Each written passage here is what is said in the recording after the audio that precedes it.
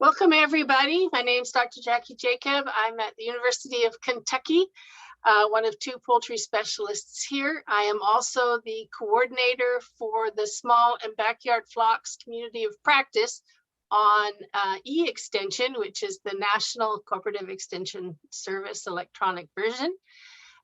As such, I organize these monthly webinars. We get specialists from around the country to come talk to us on a variety of topics.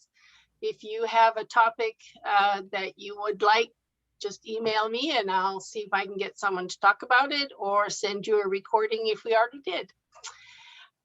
Okay, so today's webinar is on home remedies, what you should and shouldn't do.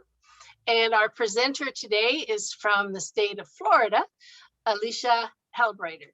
I don't think I said that right, but I will be on mute. If you have a question, please either type it in the chat box or in the Q&A. If the question is a clarification of something that Alicia is talking about at the time, I will pop up and interrupt her. Otherwise, we'll hold the questions till the end. All yours. All right, and I've posted in the chat a link that you can view or download the presentation slides if you'd like to kind of follow along with me or view those in the future for reference. So today we're going to talk a little bit about poultry home remedies, what you should and shouldn't do. We're just going to kind of go over the basics of that and be happy to answer some specific questions or any kind of rumors or anything that you've heard at the end.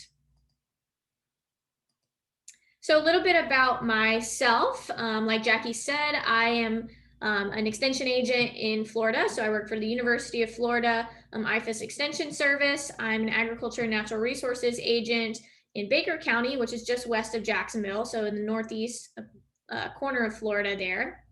I have a bachelor's in animal sciences and a master's in agronomy, and I'm a proud chicken owner. I have had a flock of my own for a number of years. That is a mix of all types of poultry and waterfowl, but mainly chickens. So I want to talk to you a bit today about a few things. Why you might consider home remedies, some dangerous things that we need to stay away from in regards to home remedies, what it might look like if you are selling poultry products and trying to utilize home remedies. We'll go into some specifics about remedies that absolutely don't work.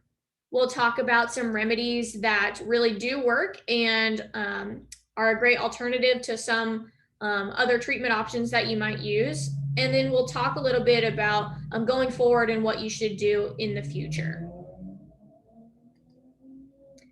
So the first thing is why you might consider home remedies. And I typically see three reasonings behind a chicken owner wanting to do home remedies. The first being financial. Most of us, have chickens just as a hobby or as a pet. And if it's a business, then you definitely are considering the financial aspects because that's going to impact your bottom line. But as a pet or a hobbyist, those chickens can rack up some pretty expensive treatments if they get hurt or have some long-term issues or even some common issues like deworming and things like that. So we have to consider the financial aspects of that. Are we really going to take our chickens to a vet that might be a $50 walk-in fee, not even counting any type of treatment or a medication costs, when you could cull that chicken and purchase a $3 chick or a $20 chicken. Now, if it's a purebred or something show-wise, it's a lot more expensive. That financial aspect may sway a little more on the more expensive side for you that you're willing to spend. It may sound kind of heartless that you may be able to just cull your chicken and replace it, but that is, an aspect that a lot of people consider simply because chickens are so cheap to purchase and expensive to treat in some issues. Timing might be another thing. So if you own any type of livestock or any animal at all, that they never get hurt at nice and convenient times. It's never, 8 a.m. and the vet's open and not busy and easy to walk in. They're always getting into trouble or something on a weekend or an evening or a holiday, and you might not have access to a veterinarian. So that may impact whether or not you're going to try to attempt to use a home remedy versus a treatment, or just use a home remedy in the meantime before you can access any type of professional treatment, or even when the stores are open and be able to access some type of medicine. So that's a big consideration to take in when you're thinking about doing home remedies, is not only how much is that remedy going to cost, or the alternative professional treatment going to cost, but also, do I even have the ability to get medications or treatment at this particular time? The last consideration is going to be access. So not everyone is located next to a veterinarian that may treat poultry species. Generally, we see a lot of exotic veterinarians willing to treat poultry species. Some small animal vets will see poultry, at least, whether they're experienced or not. They may be able to give some recommendations for some problems, depending. Another option may be some large animal veterinarians that are traveling. They may be more willing to come and see a larger flock if you're having an overall issue. But typically, if you just have one hurt chicken, it's not really, again, worth the expense for the veterinarian to come and see you, or the expense for you to spend to that veterinarian to come and see you. And they may just flat out refuse because it's not a justification for their time. So the three considerations when you're looking at doing home remedies is mostly always going to fall back in those categories of financial, timing, and access. So if we do decide to use a home remedy, what are some things that we need to think about in regards to the danger zone? So three things that we always want to be considerate about is it going to be harmful to our poultry? So many of the remedies that I see suggested on social media, online in general, blogs, all kinds of stuff, have never actually been scientifically tested on poultry. So we're not really sure how they interact with some other systems in our poultry, how well those things are digested or taken in. I see tons and tons of recommendations all the time of just some kind of outrageous things that don't really make sense. They may make sense in the human body or other mammals, but not a whole lot in birds, seeing as their digestive systems, their respiratory systems, a lot is completely different and unique to avian species.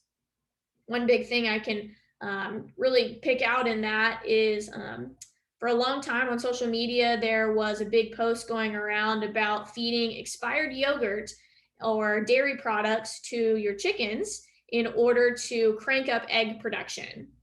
Anybody that is experienced in chickens know that the diet has little to no effect on egg production, and it is a lot more impacted by light as long as they're getting proper nutrients, but the specifics of those nutrients don't matter too much. The scientific side of somebody would know that avian species do not really digest dairy and their dairy proteins and everything related in dairy nutrition, and therefore you're basically just potentially infecting your flock with some dangerous bacteria because you're feeding expired products to them. So that was a big misnomer that went around for a long time. A lot of people gave some anecdotes and said, their chickens were cranking out 2 or 3 eggs a day, which is biologically impossible. But that stuff just spreads like wildfire on social media and likely caused a lot of harm to chickens across the US or across the globe. So we want to make sure that anytime we're considering home remedies, that we're doing some sincere research to check if that remedy has been backed by science or tested on poultry or is recommended by poultry veterinarians or poultry experts, not just something that we've seen on social media and we just want to kind of test out to see. Those testimonials and anecdotal evidence can be very deceiving. The second thing we want to look at that is kind of personal to ourselves and our own decision making is going to be whether it's a waste of money or not. So again, that first decision in whether you're going to use a home remedy or not is going to be a financial decision. So you have to really play into whether or not that home remedy is more expensive in the long run than a traditional medication or treatment, because it may seem cheap because you have it on hand or because it's a product that you already use. But in the end, you may be actually increasing your cost versus just going and purchasing a medication or treatment that's specific to poultry. And although it may be a one-time use product for you, in the end, it could be cheaper. Or again, if it's a product that really doesn't work and you're just utilizing it without any actual evidence of that product increasing egg production, making your chickens happier or healthier, or whatever testimonial anecdotal evidence is related to that product or treatment, then we want to make sure that we're not utilizing something that we're just spending money on for essentially no reason. May make you feel better, but there may actually be no actual justification behind it. And lastly, we want to check whether or not it's going to be harmful to you. So that's something we don't generally consider when we're thinking about treating our poultry or giving them a remedy for some issue that they're having. But many of the products that I see suggested, especially on social media, are not approved in the use of poultry or approved in the use of food animals at all.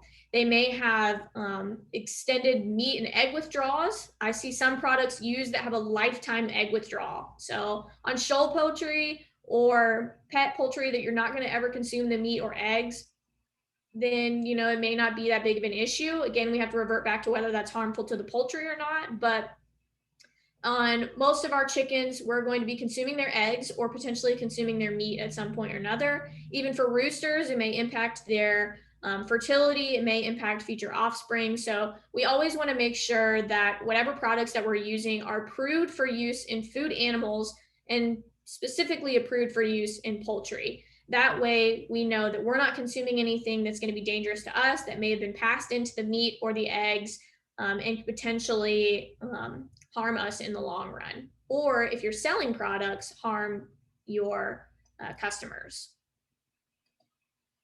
So that's something that you really need to consider heavily if you're selling poultry products, whether that be meat, eggs for human consumption, eggs for animal consumption, or hatching eggs, anything of that such, that these home remedies are not going to impact that product. We want to make sure that anything we're using is legal to use in the food animals and also legal to use in our state or however such. If you have a permitting process for those products that you're selling, that all of that's been approved for use.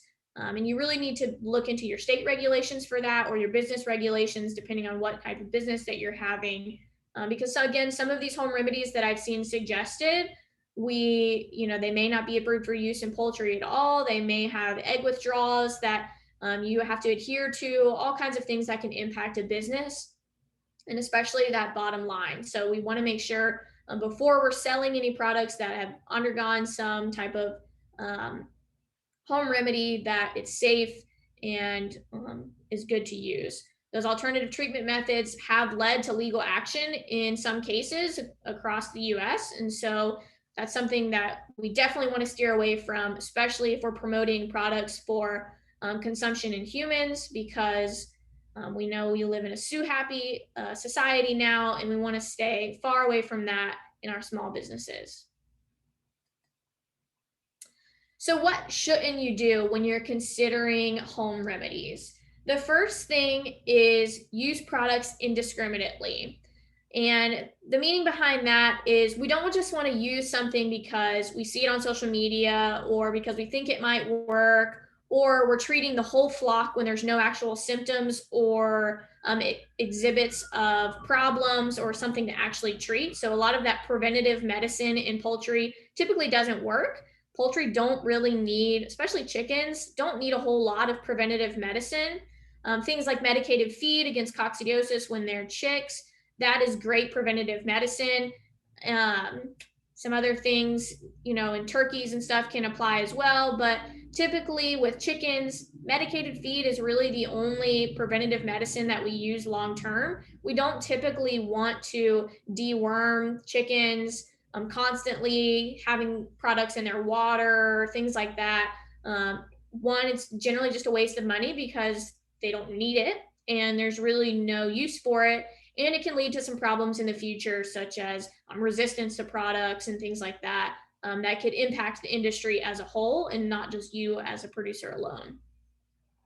Secondly, we don't want to use any products with no scientific reasoning. So, as an extension agent, our whole mission is to provide information that is research and scientifically backed. And sometimes it really hurts me when I see stuff on social media that is suggested and has no basis or meaning. So, those testimonials and anecdotal evidence, they often lead to scientific research and studies when we see stuff that people are testing and trying. There are a lot of home remedies that are scientifically backed or research backed or backed on expert advice and assumptions that we know based on other things regarding poultry and that we can make educated assumptions or guesses on. But we don't want to use anything that, has no proper recommendation for use. So make sure when you're looking at these home remedies that, again, it's research backed information or at least has some type of scientific basis in it. We never want to trust unprofessional resources. Again, I will hound on this 100 times over every day, probably till the day I die, that social media and the internet in general is usually not a good resource when you're looking for treatment recommendations, especially Facebook groups, things like that. I see a lot of uneducated stuff posted on there, and that likely is leading to a lot of issues in poultry. So make sure when you're looking for information that we're looking at verified sources. So information that's coming from a university system, an extension system, expert blogs, things like that from professionals and not just, someone that's being paid to speak on a product or promoting a product for their own gain, anything like that. Or again, social media groups and just Joe Smo down the road recommending what may have worked for him in the past or he's seen results from. Again, that anecdotal evidence can seem very strong and believable, but a lot of times there's not a whole lot of proof, and there may be a lot more influence in that than the one treatment or product that they use that they think corrected their problem. And what you shouldn't do is buy anything and everything that just happens to be labeled poultry in the farm store. So that's another thing I see is, companies are not always our friend. And although they do provide us with a great plethora of things in Tractor Supply and Rural King and our farm stores across the United States, there also are a lot of products there that they are marketing based on those home remedies that people are using and believe in that have no scientific evidence. One example I can give to that is I see in our feed stores and farm stores here an apple cider vinegar that is specifically labeled for poultry and sold in farm stores. Although it likely differs very little, if any, from apple cider vinegar that's sold in the grocery store, they've jacked up the price and put a nice chicken picture on there and made people believe that that now is a proper product to use for your chickens and has some type of effect, when really there's very little scientific evidence that apple cider vinegar does anything in the way of all the home remedies that recommend it, specifically in deworming. Most likely it's just changing the pH of your water, which can have some impact on whether your chickens actually want to drink that water or not.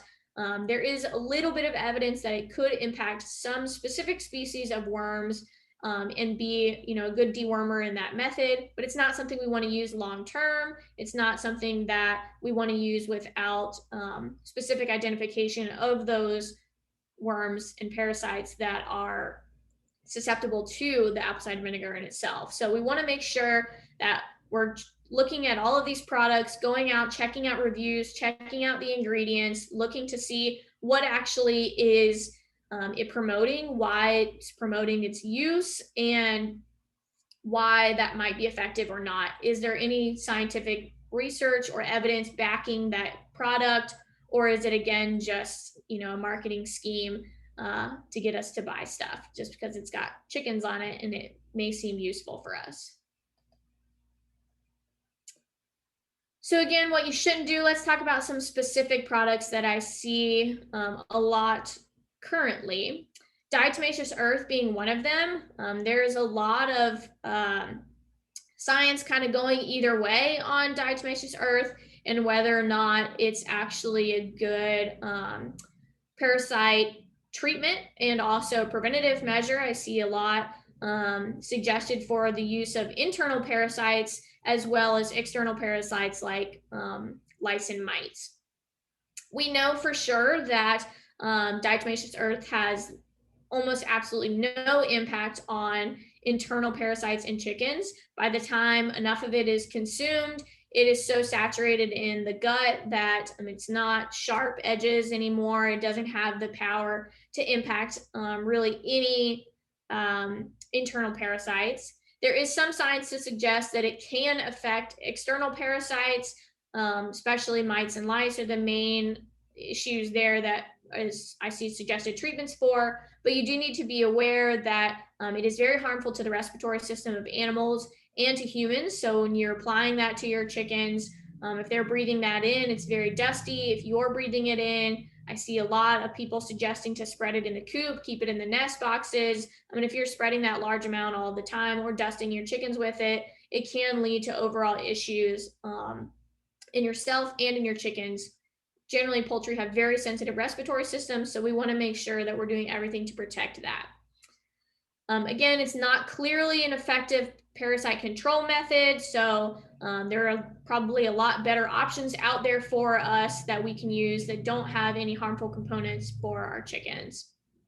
It is approved in some commercial feeds, but at a limited amount. I want to say in commercial feeds, they're allowed to use it up to like 1.5 or 2% as the ingredient in a feed. But generally, that's used for a caking method or to hold pellets together and keep them moisture free. It is not technically approved for use in the food animals in the way for spreading around the coop or as a pest control method on your chickens itself. So if you are selling your products legally, it is not an approved food animal use in those regards, and you should avoid utilizing that. In your own home chickens, if you're just consuming those eggs for yourself and not giving them away or selling them, it's really up to you on whether you want to take the risk in regards to the respiratory issues that may be caused or the likelihood of it actually impacting any parasites. Another issue with diatomaceous earth is it does provide indiscriminate harm to other wildlife. So it does not species specific. It will not control only mites and lice on your chickens. It will have an impact on beneficial insects, beneficial bacteria, all kinds of things in the environment as well. So just consider those aspects if you're looking at using that as a home remedy for some issues in your coop or on your chickens. Another thing I see suggested a lot for internal and external uses on chickens is essential oils. And I've seen that suggested for almost as a treatment method for basically any and every problem in chickens. And nothing against essential oils. I think they have a great use in a lot of broad spectrum things in human uses, animal uses, all kinds of things. But we do have some issues with the broad topic of essential oils. The first being what are essential oils? And so technically, legally labeling wise, they are a volatile, aromatic, oily liquid that's distilled from plant parts and have a characteristic aroma and unique composition. So typically they're going to be very strong scented, they're going to be oil-based, and they're going to be derived from some type of plant. So we see a lot of rosemary, citrus, lavender, peppermint, things like that. There's a wide variety of essential oils now that market has grown so large, but typically there are those main plant-based ones. There are a ton of companies that provide essential oils or market essential oils, and the issue with that is that there's a huge lack of consistency in the products.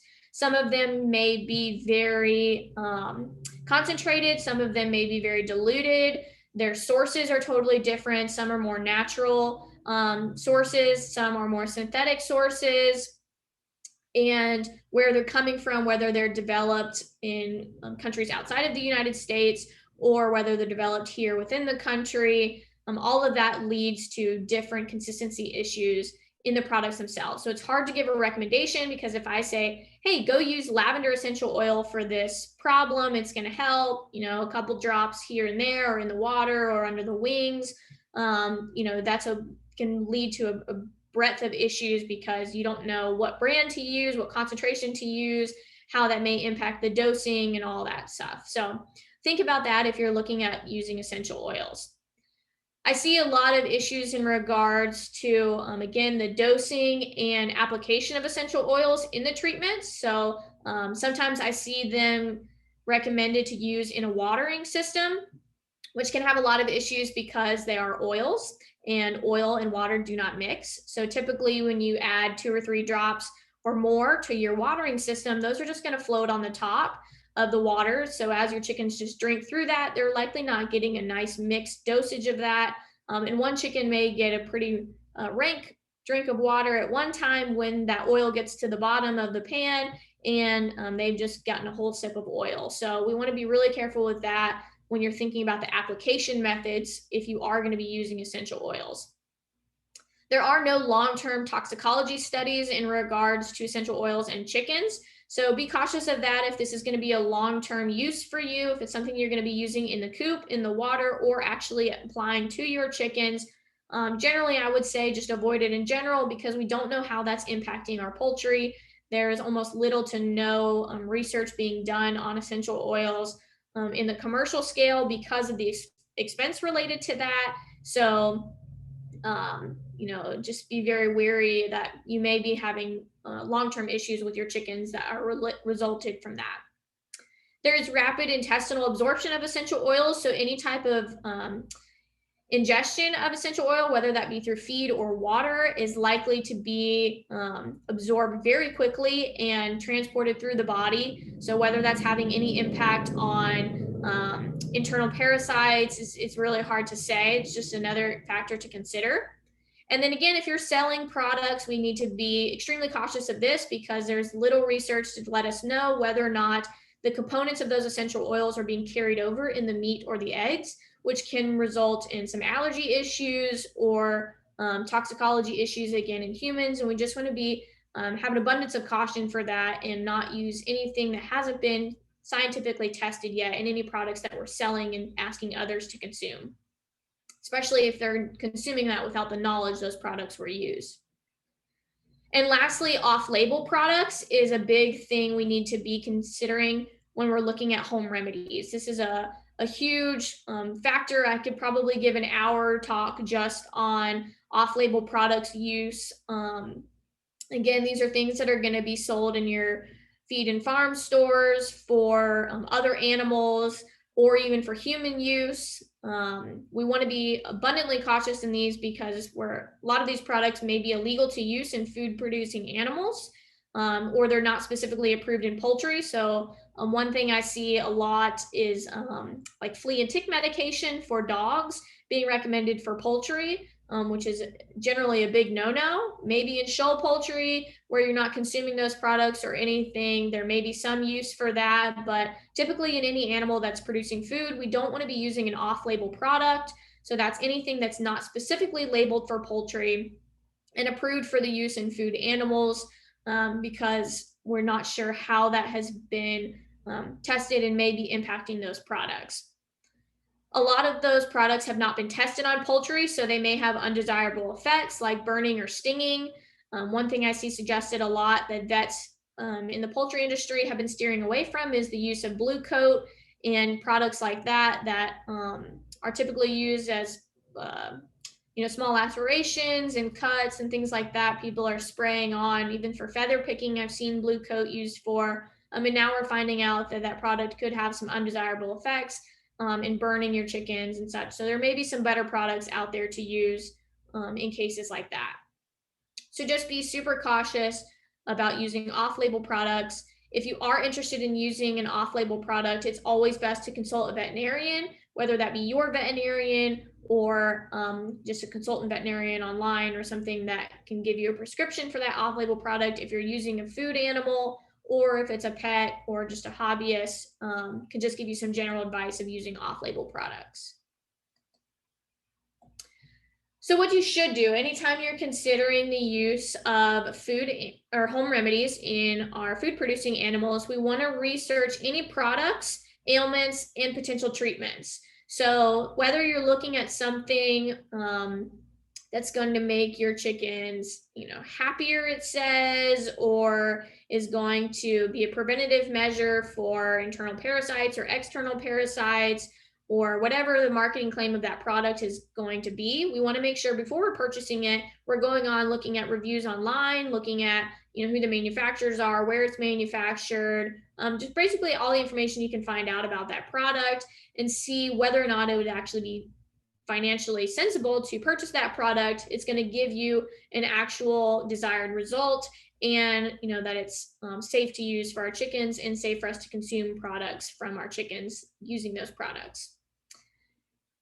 We want to research ailments. So whether or not your chicken was attacked by a dog or a predator, or has bumblefoot or sour crop, or whatever other issues your chickens may be facing, we want to make sure that we're taking a good look at what those ailments are, what the symptoms are, identifying correctly the issue that's going on with our chicken. So we don't, again, want to use products indiscriminately. We don't want to just try everything in the book to see if that fixes whatever symptoms our chickens may be facing. We want to make sure we're identifying exactly what's going on with them and treating that specifically, and not just anything and everything kind of last ditch effort. And then we want to research potential treatments. So not just home remedies, but what are the actual recommended treatments of that? Are there home remedies that are recommended by professionals and veterinarians, or is there medications that we can purchase over the counter at our local farm stores? Is there something that we can consider that we have on hand, or is it something that we're going to need to access outside? What you should do, you should always get expert advice from veterinarians or extension. There are great, free, and easy to use resources out there for you. If it's something where you don't know if you have a poultry specialist or someone who's knowledgeable in poultry in your area, we have a great e-extension poultry website. There is an online forum now. You can ask extension experts in the poultry field online now, and generally you'll get a response back rather quickly for that. So there's always options out there for you. Again, we always want to use products specifically labeled for poultry if they're available, or if we're using an off-label product, that we're getting that recommendation from a veterinarian or professional in the field. We want to identify the pest or the problem before treating. Again, researching that, so we're not just indiscriminately treating or using products. And we want to work on preventative measures to avoid any health problems that may need treatment in the future. So it's better if we have great clean water, good clean food, no mold, our coop is staying dry and clean, and we're addressing those kind of environment issues, mosquito control, wildlife control, things like that, that may bring in outside influences that would cause issues in our chickens. Obviously, we can't prevent everything, or some issues may be spur of the moment. Our chickens can get into things all the time that can cause some injuries or issues with them, and so it's not always 100%, but those preventative measures are going to be a whole lot more worth their weight than any home remedy would be able to do for you in the future. So let's talk a little bit about what are some specific recommended treatments for things that you may be facing in the future. This is what I like to call my poultry med box, or what I keep on hand basically all the time for my chickens, or know I have easy access to. So something I can purchase at Tractor Supply, Walmart, my local feed store, anything like that. And it's not something that I necessarily need to get from a veterinarian or prescribed. So for just general kind of cuts and scrapes or small issues, I keep on hand sterile saline. So you can purchase contact solution or make your own sterile saline. There's a whole lot of products out there. They don't need to be labeled specifically for livestock. It just needs to be sterile and clean. That's great for washing out wounds and helping the healing of anything that's small.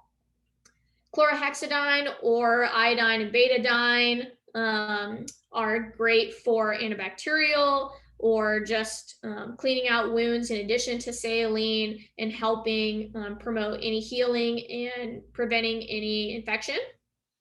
Bactrofen or antibiotic ointment is great to apply for any of our deeper wounds to prevent some long-term infection issues. I always keep on hand Epsom salt, so our original Epsom salt. I don't want anything with menthol or lavender or any of the kind of ones that are marketed towards bath or soaking.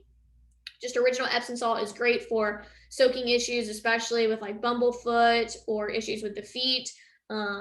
Good for a whole lot of things. You can sometimes make a saline solution with that as well if you need an emergency one. AlloShield is a great alternative to Blue Coat or some of your other sprays. It's a silver spray and is great for wound protection and healing. And I always have various gauze sizes, rolls and patches and such along with vet wrap. So if I have any large wounds or wounds that need to be treated for a long time with medication, I can wrap those up. And then the vet wrap is obviously sticky and provides a good long-term wrap on your chicken. And then gloves is a #1 priority anytime we're working with a wound or bumblefoot, which is a staph infection that is able to infect humans as well. So we want to make sure we're always wearing gloves anytime we're treating a wound. For any type of just general kind of health issues, so if our chickens are lethargic or just kind of not feeling well, they're delayed or whatnot, then I keep on hand some vitamins and mineral stuff like Poultry Cell is a good product, Poultry Nutrigent, Rooster Booster vitamin B12, Save a Chick vitamins and electrolytes, or Save a Chick probiotics. These are all easily purchased at your local feed store and are all great scientifically backed products. For any eye issues, sterile saline is going to be the #1 treatment for that. Just a nice saline flush is going to be really good. I always keep empty syringes of various sizes with no needles on them so I can apply the flush to the eye. That's great for wound care as well. Interamycin eye ointment is going to be the #1 go-to for eye issues. If you don't have that on hand or don't have access to that, then a clean antibiotic ointment is suitable as well. For any respiratory issues, there are two #1 go-tos in regards to treatment of that. Denagard 12.5% is a product you can purchase at any feed and farm store. The general recommendation to that is 8 cc's or 8 milliliters to every gallon of water. We want to remake that solution every day, even if our chickens aren't drinking a whole gallon of water. If you have an automatic waterer, then this would be the time that you either need to turn that off so you can make sure that you're dosing correctly, or provide them with a static waterer in addition to their automatic water so you can make sure their dosing is correct. We're going to give that product for 3 to 5 days. If there's no improvement after that, then we're going to have to reevaluate whether or not it actually is a respiratory issue or maybe something more serious going on. And that product does have a 6 to 8 week egg withdrawal, depending on whether or not you gave it for 3 to 5 days. So that's going to be important to consider in any consumption issues, whether you're consuming for animal consumption, human consumption, or sometimes even our hatching eggs. We want to make sure we're drawing those products as well. Thailand 50 is also a popular product for respiratory issues. This one's going to be dosed intramuscularly, so you're actually going to have to inject that into the chicken. So some people don't typically like this, but it is a great alternative to having to treat the whole flock. You're going to give that at 0.2 cc's or 0.2 milliliters per pound every 6 to 8 hours. You only can give that for 3 days. And then if there's no improvement, you need to stop and reconsider whether it is a respiratory issue or, again, something more serious going on. That's going to be given intramuscularly with a 22 gauge needle. It's the smallest gauge needle that you can purchase. We want to make sure we're alternating the breast muscles while giving those injections. So don't give it in the right side or the left side every time. Switch off and alternate between those after every injection. And that's going to have an 8-week egg withdrawal. Something for coccidiosis, the #1 poultry recommendation for that is always going to be Imprillium. That's what's in our medicated feeds for chick feeds, but they also sell high dose products like Corid or Ampro Med that you can purchase over the counter. And these are great because they have 0 egg withdrawal. They are specifically labeled for poultry in food use animals. And we want to make sure that if we're selling any products that we're using those and not an off-label product like coccidiosis treatment methods for goats or horses or cattle or anything like that. It's also important to know that coccidiosis is generally species specific. So if you're purchasing products that are labeled for other livestock species, they may not work on poultry because the species of coccidiosis that impacts poultry is different than those other livestock animals. For deworming products, there are a number of things that you can use. For our internal parasites, the number one ones we're going to use are febenzidol, valbazen, levamisole, pyrantel, and ivermectin. So for febenzidol, we have Safeguard cattle or goat oral suspensions. So this is an off-label product that's approved by poultry veterinarians. It is not specifically labeled for poultry use, but it can be given to poultry. This is given orally. So again, it's an oral suspension. You're going to have to inject it into your chicken's mouth. That can be a little difficult. So it might take some practice to do that. We're going to do that once a day, up to 3 days, depending on how heavy their worm load is. And that's going to have a 17-day egg withdrawal. There is a product that's a little more expensive called Aquasol that is labeled for poultry, and that has 0 egg withdrawal when dosed as labeled. So depending if you're selling products or not, that egg withdrawal may be more important to you financially. There's a valbazen products that we can use that are dosed at 0.08 milliliters per pound. So that one's a little more difficult to dose, just because, especially with our smaller chickens, because it is such a small dose. So just be cautious with those products. That does have a 14-day egg withdrawal. And probably the next most popular one I see is ivermectin. We want to make sure, I see this suggested a lot on social media. So we're going to use that injectable form only. That we don't want to use porons or any other type of ivermectin solution. Most likely this is going to be the one you'll find labeled for cattle and pigs, but it is approved for use in poultry as well by veterinarians. And you're going to apply that topically. There is an option for you to inject that subcutaneously, but sometimes that's a little more difficult in chickens just because their skin is so tight against the muscle. So I generally recommend the topical solution if possible. And that does have an 8-week egg withdrawal. There are some popular external treatments for parasites like mites, lice, and scaly-like mites, which are probably the most popular 3 that I see recommended all of the time. And Promethean products are generally your number 1 go-to. These are specifically labeled for poultry. They come under a large array of brand names, Garden Star, Guard Star, Martins, Garden and Poultry Dust, all of these that are labeled specifically for poultry. And they have 0 egg withdrawal. They are really efficient to use. They can be used on the chickens themselves and also in the coop to treat any mites or lice. Elector PSP is a very expensive product. It's about $150. It does last for a very long time because you use so little of it. It does have 0 egg withdrawal, and it is very effective on mites and lice. I mean, it's a liquid spray, so it's very effective in the coop as well. But that cost may be a factor for a lot of people because it is so expensive. Vaseline is a great home remedy to use for scaly leg mites and is generally recommended over most chemical treatments. It basically suffocates the mites, and because it is no chemicals in it, it does not have an egg withdrawal. So that's a really effective method to use. Can be a little dirty if your chickens are free ranging or have access to the dirt or even shavings, because that Vaseline obviously is going to stick to anything and everything. And this is a form to use ivermectin as well. Again, we're only using that injectable form, and you can apply that topically.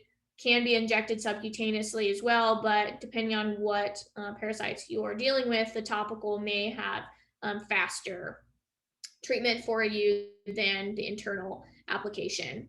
Because of the way the life cycles of mites and lice work, and them being adults and then laying eggs, you will have to repeat that process in 7 to 14 days, depending on the species that you have.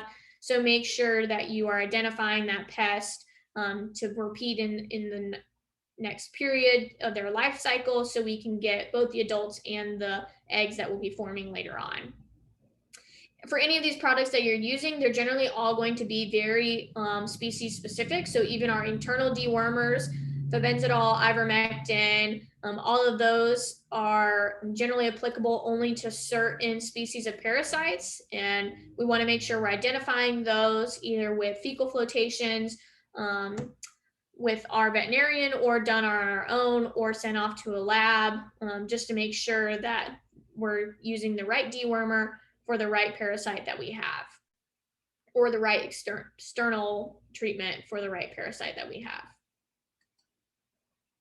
So going forward, what are we going to do to address home remedies in our chickens? We're going to focus on preventative measures. We're going to keep our coop clean and dry, clean food and water, so no mold, no algae, no gunk built up in the water. We're going to prevent interactions with wildlife. So a lot of our issues with external parasites are related to wild birds nesting in our coop or being around our domesticated birds. They bring in a lot of that.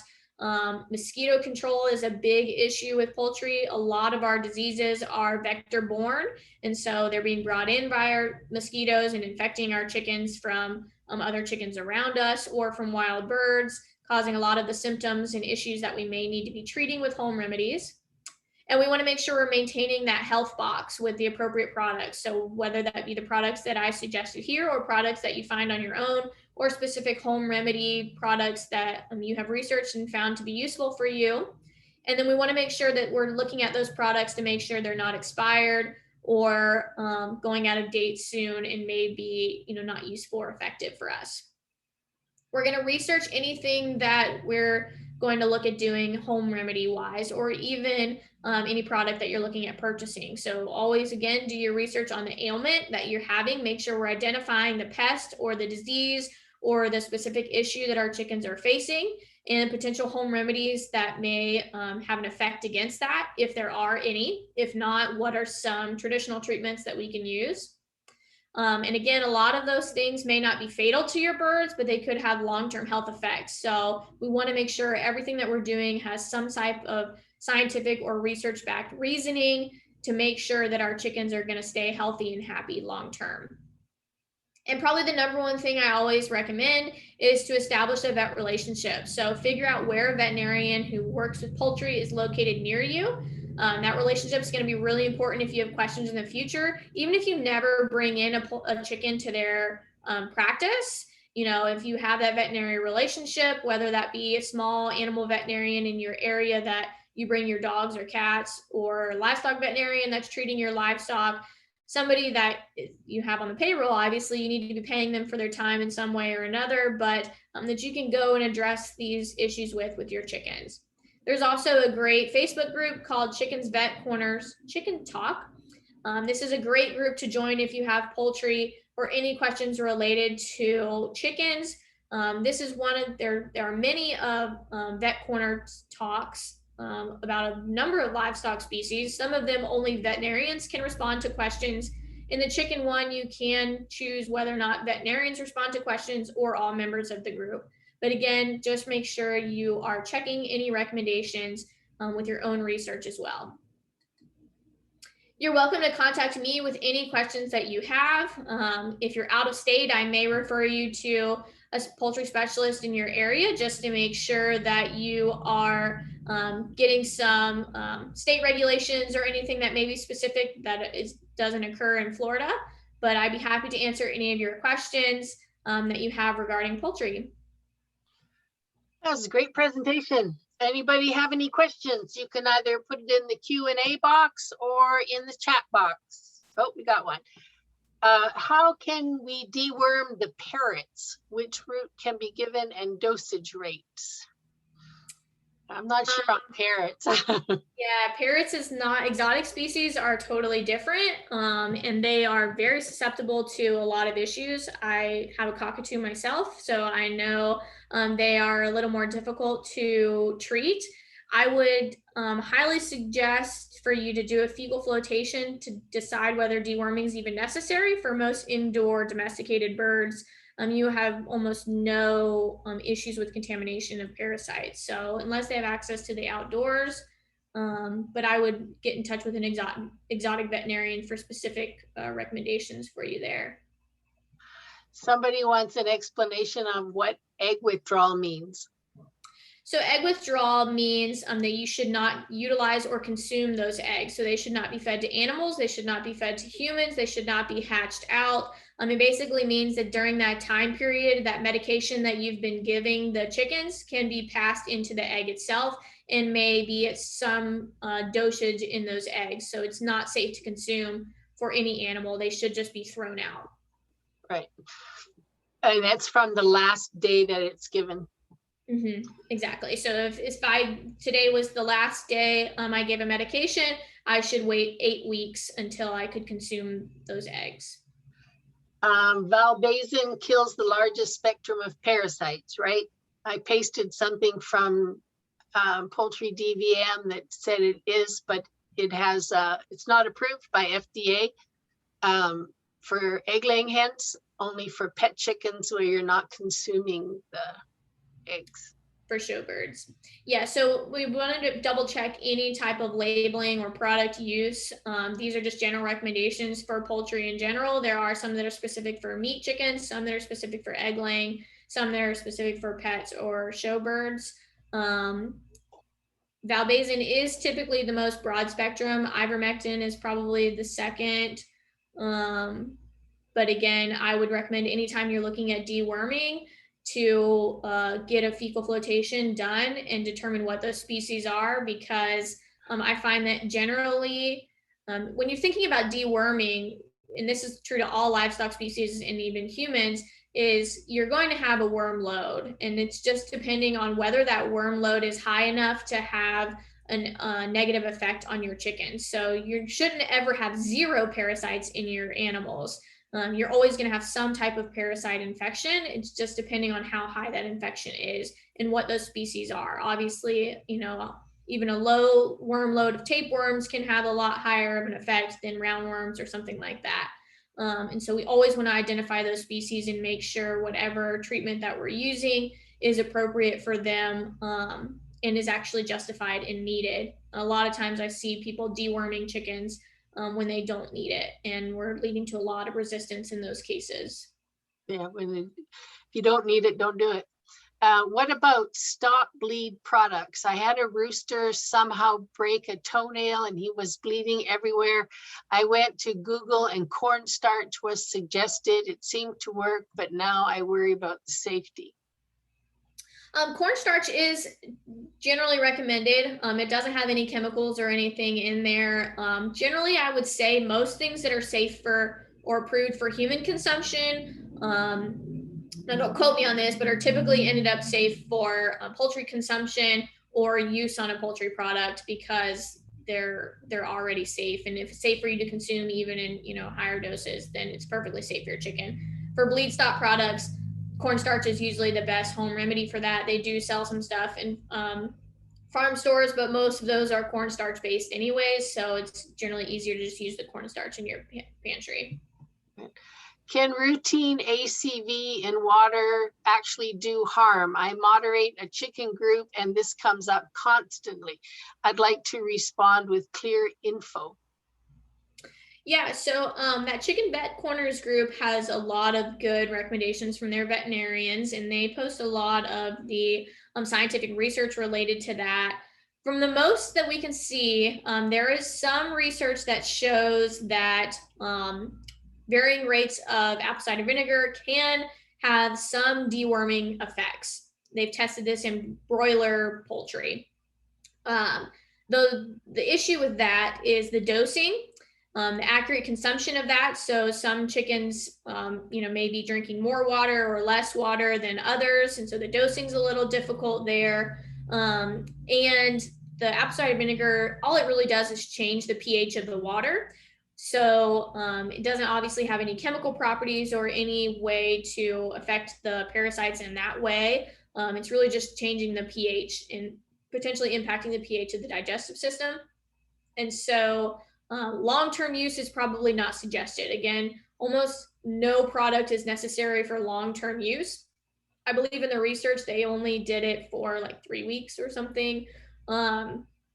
But again, broiler poultry are a little different because they have such short lifespans. So something like an egg layer that you're keeping for 6 to 8 years, or longer if they're pet chickens, however long they're living, it's likely not necessary. It's probably not having a long-term effect on the internal parasites. And again, most people deworm indiscriminately for chickens and they don't really need it. So I would just generally suggest that it's not needed. And whether it's hurting your chickens or not, probably not. It most likely falls into that waste of money category, especially if you're buying the apple cider vinegar labeled specifically for poultry that's just kind of jacked up in price in your feed stores. And it can lead to them not wanting to drink because the pH is too low. So always a lot of it depends on what your water's pH is before you add it. Yeah, exactly. So if you're on well water and such, it can impact some nutrient absorption as well, depending on what the components of your water are. So always err on the side of caution and don't do that. Can you repeat the problems with blue coat? It's frequently recommended in chicken groups for wounds to prevent other chickens from pecking at it.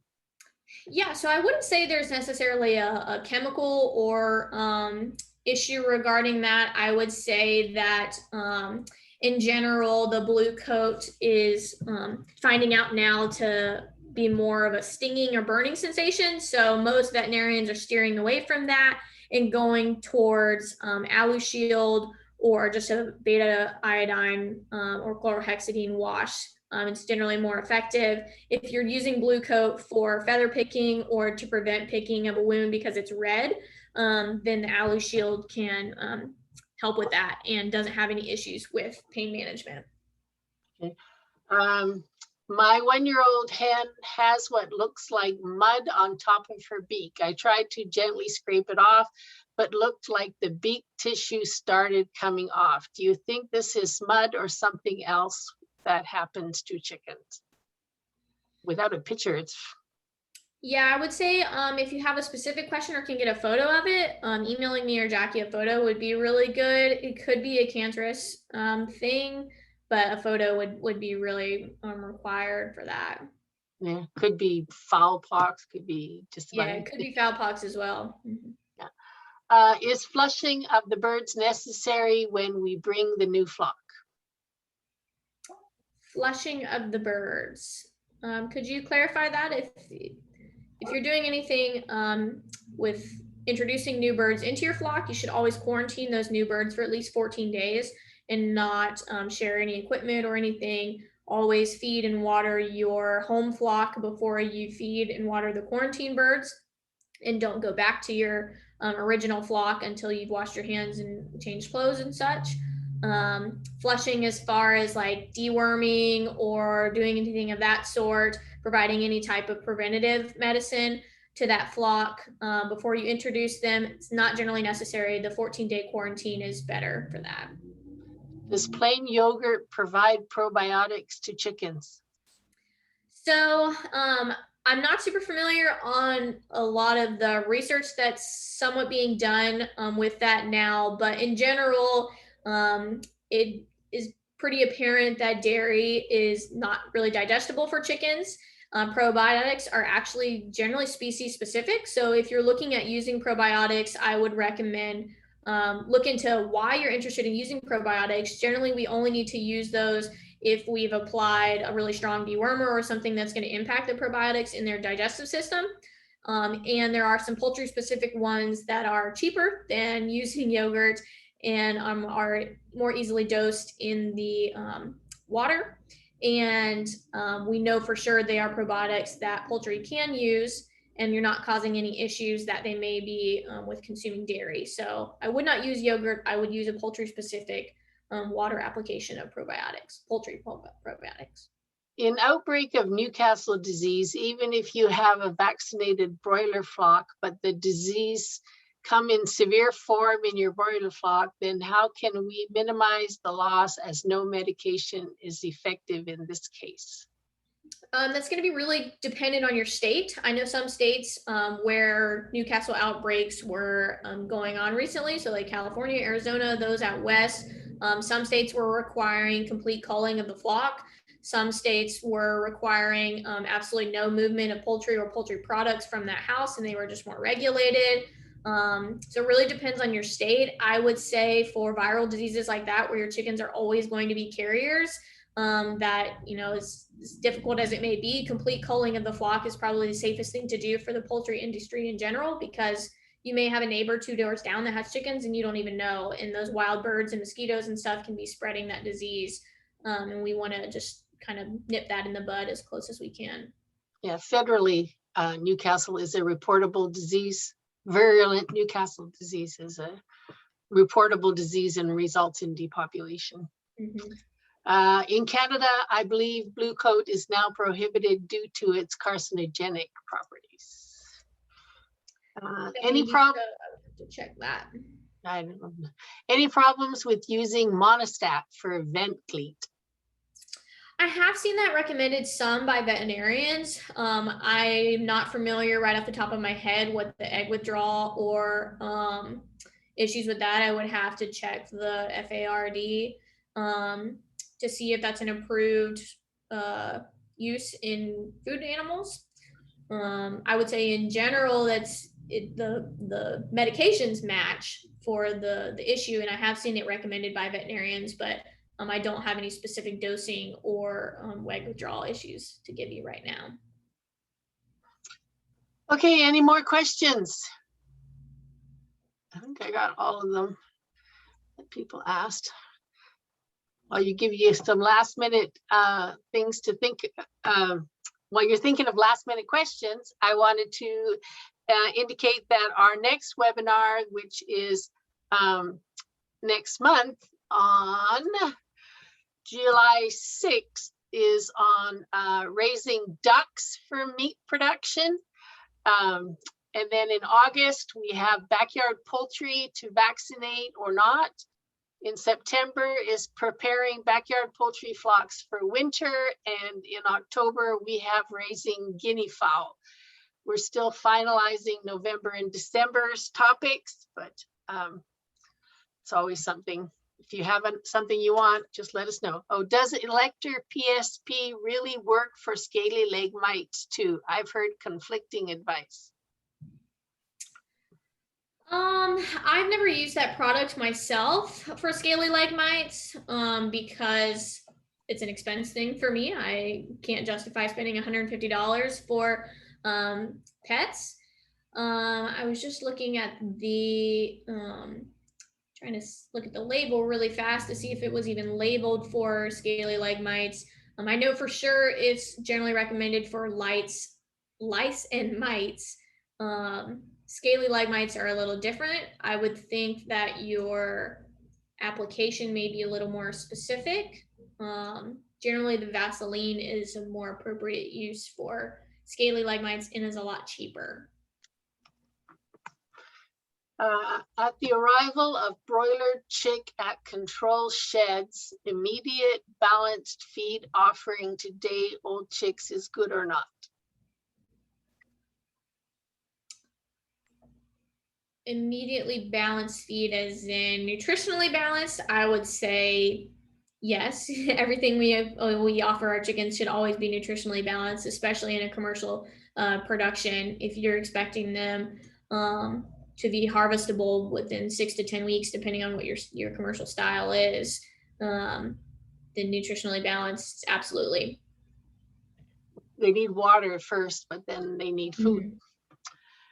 Mm-hmm. Best way to handle suspected Merrick's. So Merrick's is a reported disease, I believe, in most states and on the federal level as well. So we always want to make sure that we are contacting our whether your reporting authority is your state's Department of Agriculture or whether that be the health department.